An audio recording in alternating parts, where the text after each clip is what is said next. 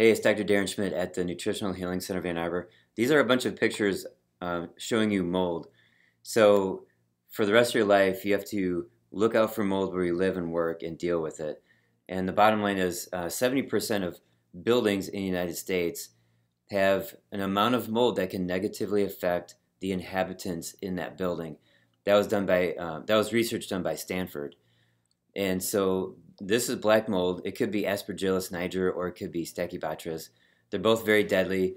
The Stachybotrys spores do not proliferate like Aspergillus. Aspergillus will float a lot of spores into the air, and then the spores carry mycotoxins. You breathe it in, the mycotoxins kill your tissue, and then the spores grow mold on the dead tissue. That's how that works. So these are in circles. You can see how these form in circles. There's other molds that grow in other ways. And of course, mushrooms. I've had patients where their old basement from their 100-year-old farmhouse has mushrooms growing on the floor. So you got to clean all that stuff up. Okay, this is a ventilation system. You can see different colored mold in there. There's gray and black and white. And maybe this can be cleaned. It might be worth it. Just throw this away, but definitely there's a ventilation problem. And here's a vent in the ceiling that's been blowing out some black mold and it's growing on this drywall of the ceiling. So these are things that you're looking for. This is a vent here that's flexible. It's more like aluminum foil type of a material. You can't clean that. You have to throw that away and replace it with something else. And you got to find the source of the mold.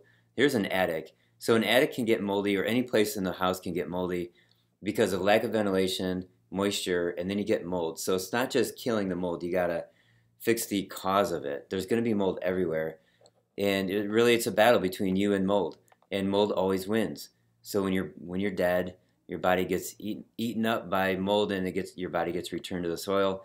Just like a log in a forest that's been on the ground, you got mushrooms growing on it. You have to keep looking and fighting mold. Okay, and I have a mold doctor that I've gone to because of my situation. I've talked about this in the past. I just saw him a week and a half ago, and he said his house has a mold problem. He's just got this new house, and it's going to cost him $150,000 to repair it, to remediate it. So anyways, with this attic, you can see some splotches of black. So I picked this picture because this guy's wearing a Tyvek suit and he's got a respirator on. Not just a dust mask, but you got to have an actual filter. And you can spray some liquid on this mold and kill it instantly. And the name of that spray is called Concrobium. Concrobium.com, that's with a C. Concrobium. And there's also a paint called Kills, K-I-L-L-Z.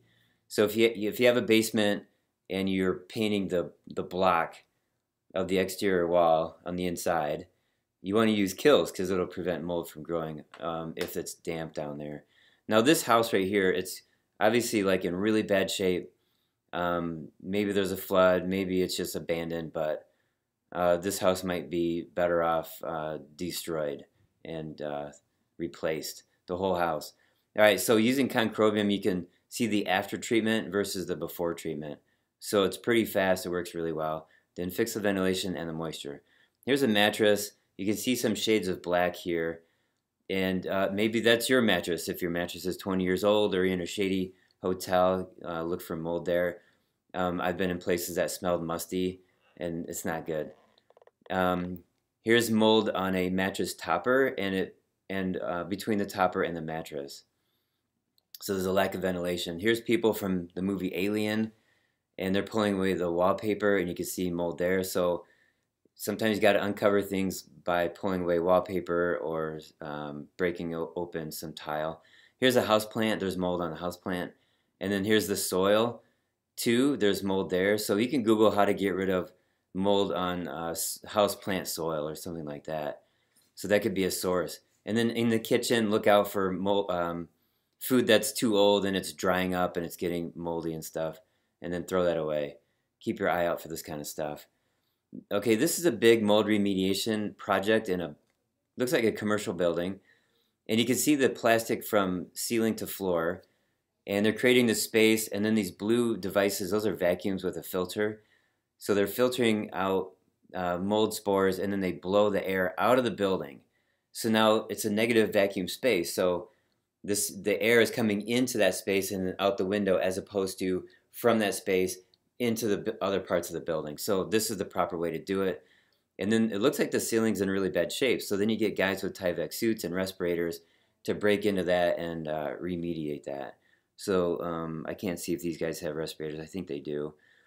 Okay, so let's talk about the house again. Here are two sinks. The one on the right has been leaking.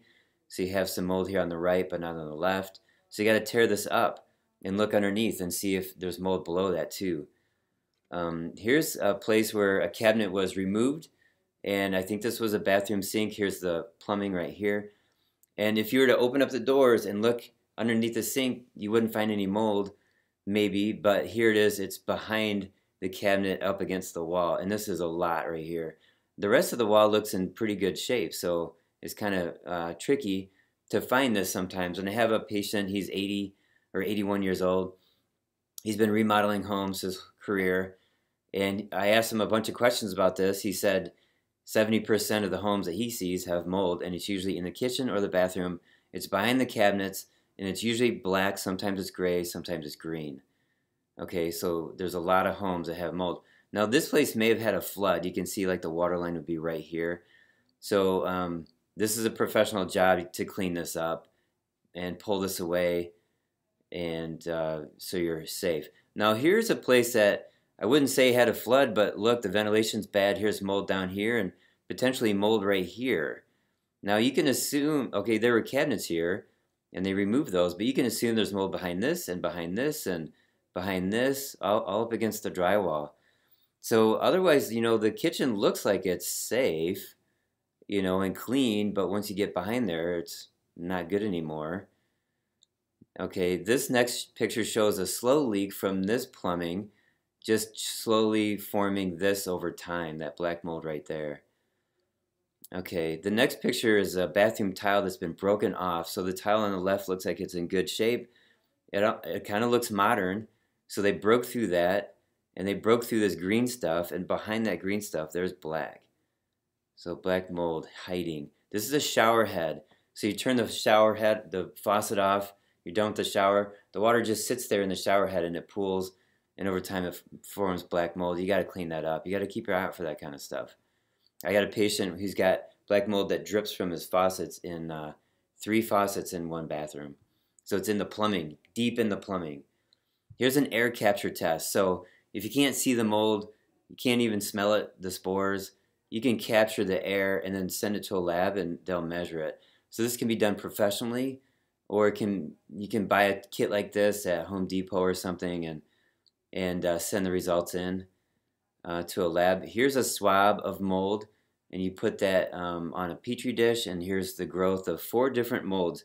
You got this yellow whitish color here. This is more white. This is black, and here's like this bluish gray color. So 4 different species right there, and not all of them are dangerous. Okay, this is a this is an infrared moisture reading camera. So maybe the shingles on top of the roof are old and they're letting some moisture in, and then you could potentially have mold and maybe see that from the camera. This is a carbon dioxide tester.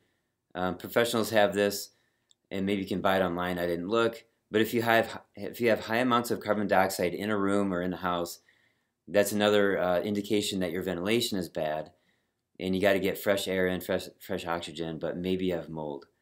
Okay, here's a device that has these 2 prongs on top. You shove it into the drywall. It measures the moisture in the drywall. So a previous like leaking window, that was the trouble I had in my old office, was a leaking window, and my landlord attempted to repair above and below the window itself, but ignored the sides of it. So the sides were still moist, and that was just, you know, bad management right there. So in the medical literature, and when you talk to medical doctors, if they think that mold is ever a problem, which usually they don't, they just think it's normal. The symptoms usually occur with the eyes and the sinuses, and they'll give you a diagnosis of maybe allergic rhinitis or something like that. Or maybe it can make your lungs worse. If you have asthma, it can cause asthma. And that's kind of the extent of it, but let's not forget that it can go in the brain and cause dementia, short-term memory loss, and slow you way down. I mean, this stuff kills. invasive aspergillosis has a 50% survival rate. It's horrible.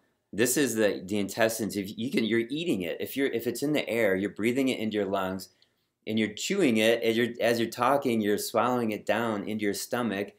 Then you start burping. You get bloating. It grows in your intestines, and now you have a loss of appetite, and you can't eat fruit anymore because fruit bloats you up.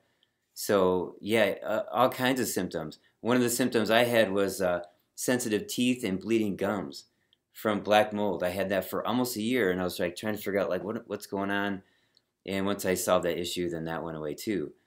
So you can have mold problems from head to toe within your body. Here's toenail fungus, and here's mold on this person's scalp. So so the point here is that now you know what to look for. You got to be a detective and uncover things such as a shower head and look into that. And you know how to do some testing with swabs for a petri dish, or you can do some air testing. So, and if you have any kind of musty smell in your house, or maybe somebody that you know, you walk in their house and everybody's sick, and you're suspecting mold, share this video with them, please. And if you like this information, please give me a thumbs up, share and subscribe. And this is hard-won knowledge on my part in the last 3 years. So I've just given you this quick video, and now from here on out, keep your eye out for this. All right, take care.